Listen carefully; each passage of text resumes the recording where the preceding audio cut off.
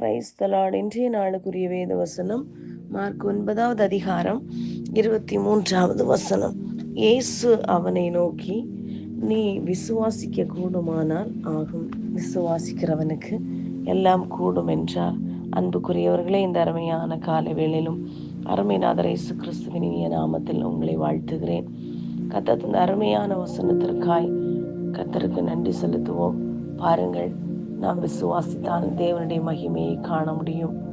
நாம் விசுவாசத்தோடு ஒரு காரியத்தை நாம் ஜெபத்திலே கேட்டுக்கொண்டோம் என்றால் அதை பெற்றுக்கொண்டோம் என்று நாம் விசுவாசிக்கும் போது அதை நாம் பெற்றுக்கொள்ளுகிறோம். நாம் எதை கேட்டாலும் கர்த்தருடைய நாமத்து நிமித்தம் நாம் கேட்கும் போது அதை பெற்றுக்கொள்ள முடியும்.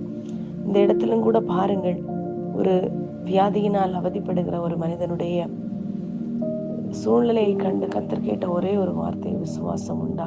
இன்றைக்கு நாம் ஆராதிக்கிறோம், கர்த்தரை தேடுகிறோம், ஆனால் நம்முடைய வாழ்க்கையில் எவ்வளோ ஆழமான விசுவாசம், இந்த தேவனால் எனக்கு சகலவற்றையும் செய்ய முடியும் என்ற விசுவாசம் நமக்குள் இருக்கிறது என்று நாம் ஆராய்ந்து பார்க்க வேண்டும். பாருங்கள், உலகத்தில் ஒரு பொன் தீயினால் எவ்வளவு சோதிக்கப்பட்டு அதை திளங்குவதற்காக வேண்டி எவ்வளவு தீயினுடைய அனுபவத்தில் உட்படுத்தப்படுகிறதோ, அதே போல இன்றைக்கு நாம் பார்க்கும்போது அநேக சூழ்நிலைகளிலே நம்முடைய விசுவாசமும் அதை காட்டிலும் விலையேற பெற்றதாய் காணப்படுகிறதுனாலே நாம் சில நேரங்களிலே சில காரியங்களுக்கு உட்படுத்தப்படும். அங்கெல்லாம் நமக்கு இருக்க வேண்டிய ஒரே ஒரு காரியம் விசுவாசம். காரணம், விசுவாசமானது நம்பப்பட உறுதி காணப்படாத நிச்சயமாய் காணப்படுகிறது. இந்த நாட்களிலே நாம் ஆழமான விசுவாசம், அது எப்படியாய் வருகிறது? விசுவாசம் கேள்வியினாலும், கேள்வி கர்த்தருடைய வசனத்தினாலும் வருகிறது.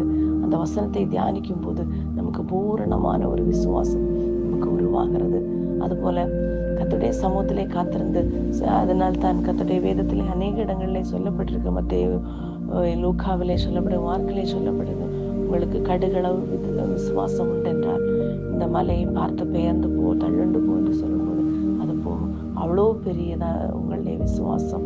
ஆழ்வடினாலே கர்த்தரிடத்தில் விசுவாசம் வைப்போம்.